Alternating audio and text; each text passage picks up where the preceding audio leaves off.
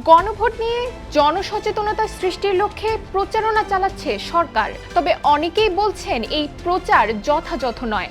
ফলে দেশের প্রত্যন্ত অঞ্চলে গণভোট কি, এর উদ্দেশ্য আর পুরো প্রক্রিয়া সম্পর্কে জানেই না বহু সাধারণ মানুষ। হ্যাঁ ভোট না ভোট কোনটা ভালো কোনটা মন্দ এটা তো আমরা জানি না।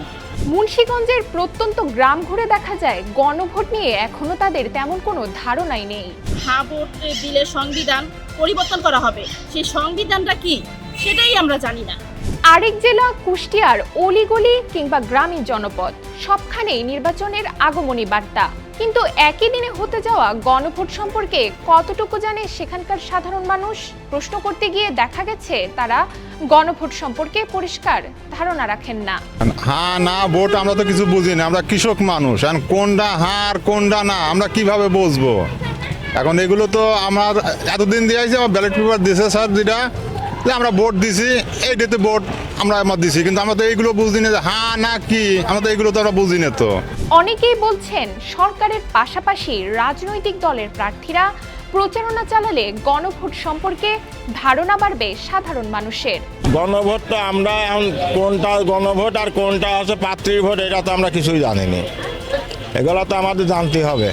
সরকার করণীয় যারা দেশে তো সবাই শিক্ষিত না, এখনও বহুত অশিক্ষিত আছে, তারা তো কিছুই জানে না যে গণভোট মানে কি। গণভোটটা এদেরকে বলতে হবে, বোঝাতে হবে। জানাশোনা কম থাকলেও গণভোট নিয়ে আগ্রহের কিন্তু কমতি নেই। ভোটটা সম্বন্ধে তো এর আগে কোনোদিন দিয়ে নাই, তবে সরকারিভাবে যদি সরকারের লোকজন কোনো ভোট যদি করে থাকে তাহলে ওইটাই তো বুঝি সরকারের অফিস আদালতের কাজকর্ম যারা করে।